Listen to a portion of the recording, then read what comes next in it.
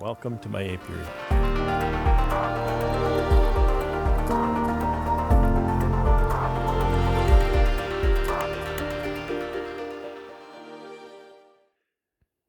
Today is November 13th, 2021.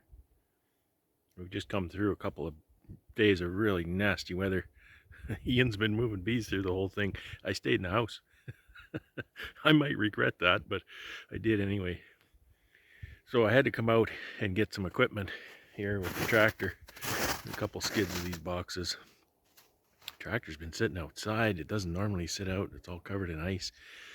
I could hardly get on it. I could hardly get it going. It was just iced right up.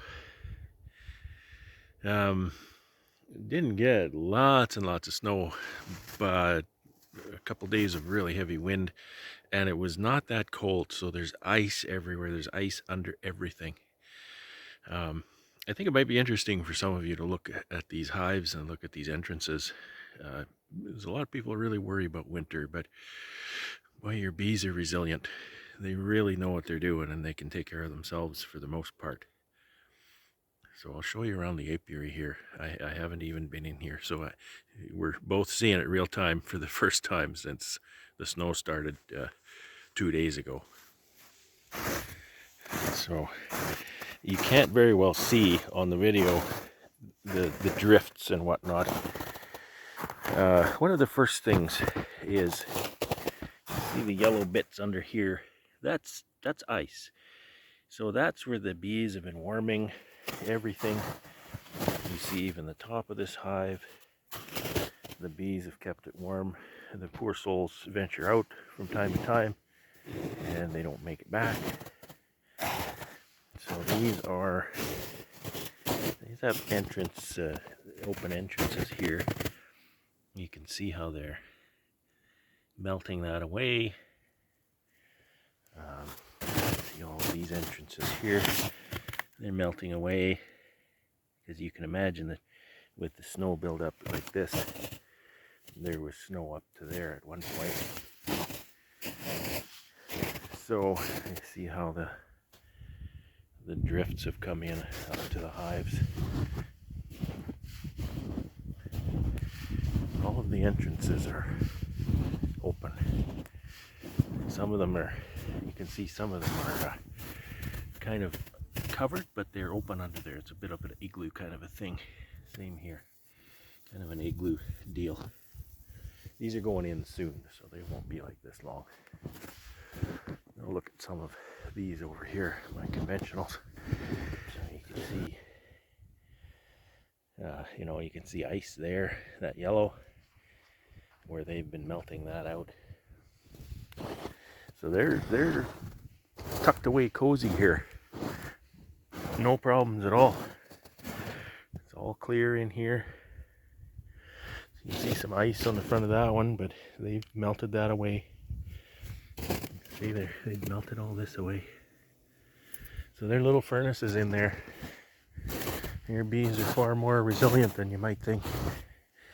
It's -2 C here.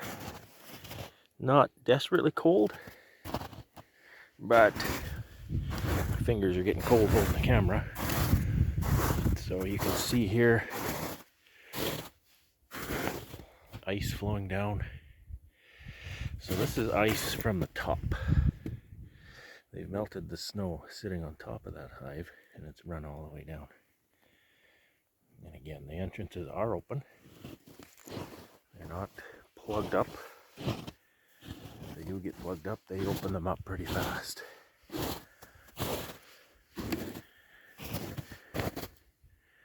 Yeah, it's surprising how deep the snow is here, and between the hives you can see the grass in many cases.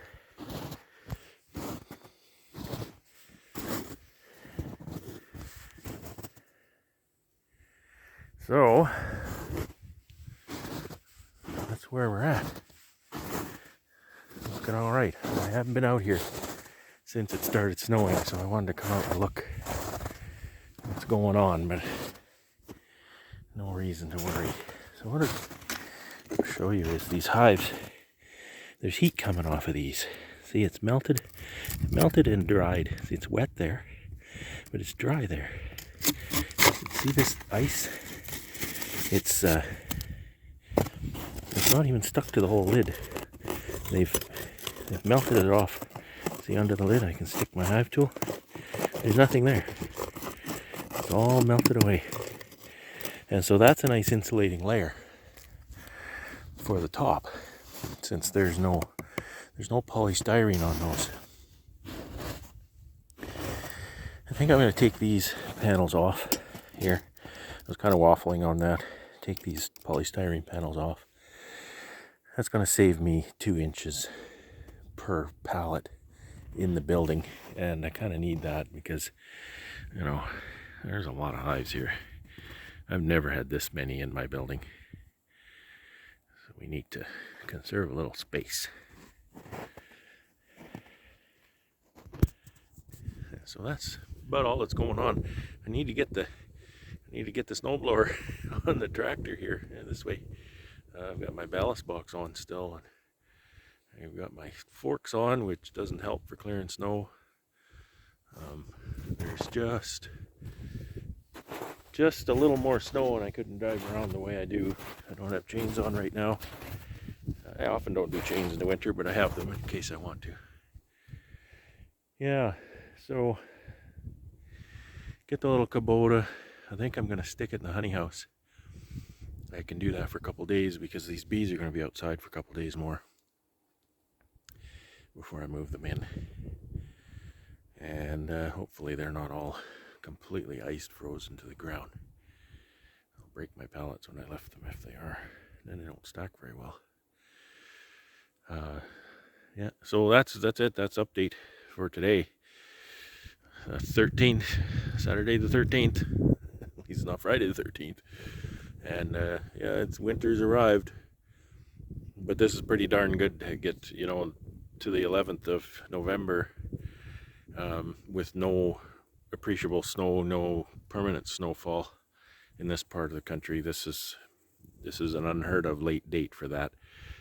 So it just goes along with the warm summer, the dry summer. We need this moisture, so this is going to stick around until spring, and then it'll nourish the land. And I'm going to go warm my fingers up, and I wish everybody a good day and have fun. Well, that honey house is playing mechanic shop or something today. I've got a day or two left before I need to bring the bees in here. And a big snowstorm, everything covered in snow and ice. And I didn't have the snowblower on the tractor. I had to go out and retrieve some equipment here. Somebody wants to buy some of these boxes, so I went out and got that. I went out and got the snowblower put in here. It's all covered in snow. I took the ballast box off the tractor, and now I got to put the snowblower on the tractor.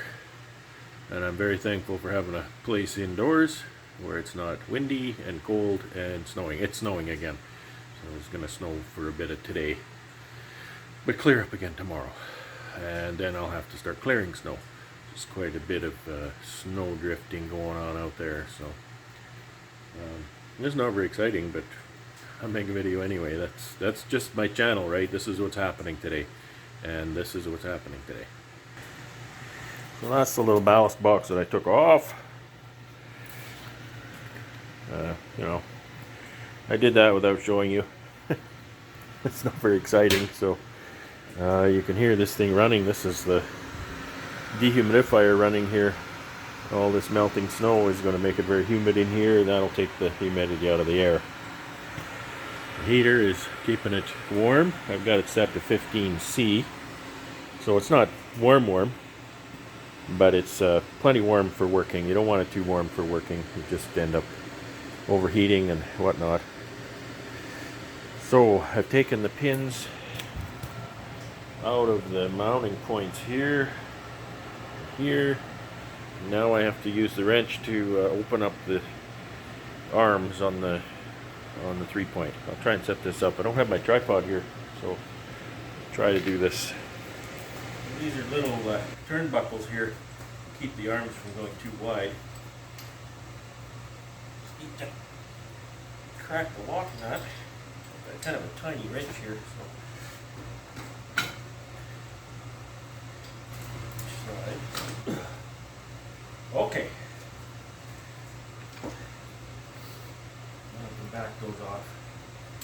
not super tight. I can almost do it with my hands.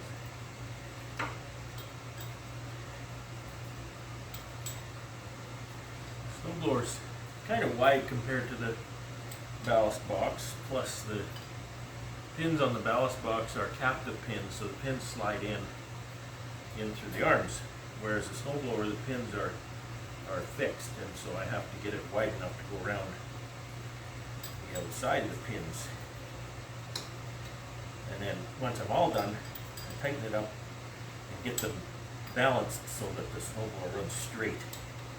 The snowblower doesn't run straight. You can't blow in a straight line. The thing always wants to pull in a corner, which is not handy at all. One handy thing in this building is I'm going to run the tractor in a minute, back it up here, and running an internal combustion engine in an enclosed building, that's not a good idea. However, this building has a CO2 stat on the wall, and whereas I'm not counting on it keeping up, but when I do run the tractor for a minute, it does start up the ventilation fan. Just freshen the air in here a little bit. This is always a pain.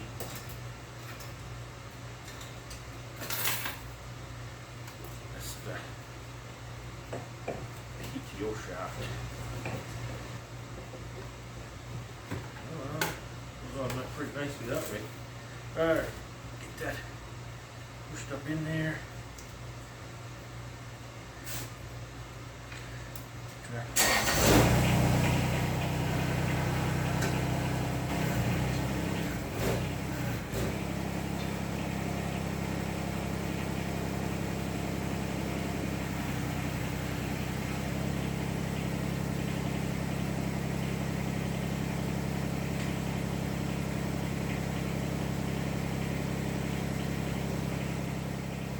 Three-points are not the easiest thing in the world to hook up, but oh, you get to do it.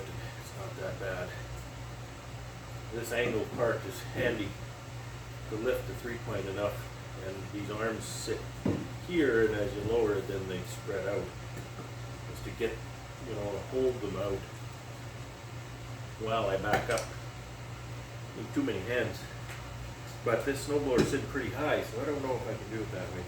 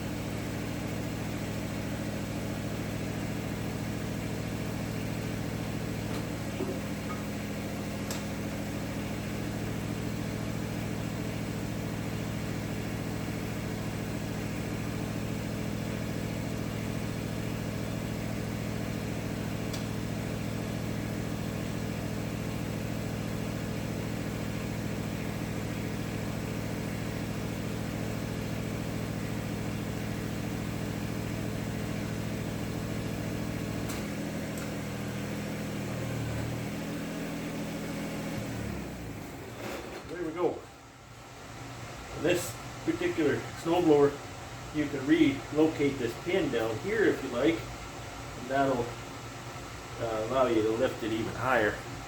There's no need for that here. Full lift, that shaft is at a kind of a critical angle, so you don't want to lift it any higher. And so now I just have to adjust the turnbuckles here to get the snowblower nice and straight and tight so it doesn't wobble around. You see a 3-point thing wobbling around like that, that's bad. These should be snug. Don't go crazy tightening, of course, break them, but you know, it has to be snug so that it's one piece. And then once it melts off and I can see where the grease zerks are, I'll give it a good grease before the snow season. That'll be done tomorrow likely. I'll clear some snow tomorrow and get my path cleared to move my bees in the next couple of days. So ventilation's working pretty good in here. It's not that stinky. Ran the tractor a little longer than I maybe should have, but it worked out okay. So there you go, ready for snow season.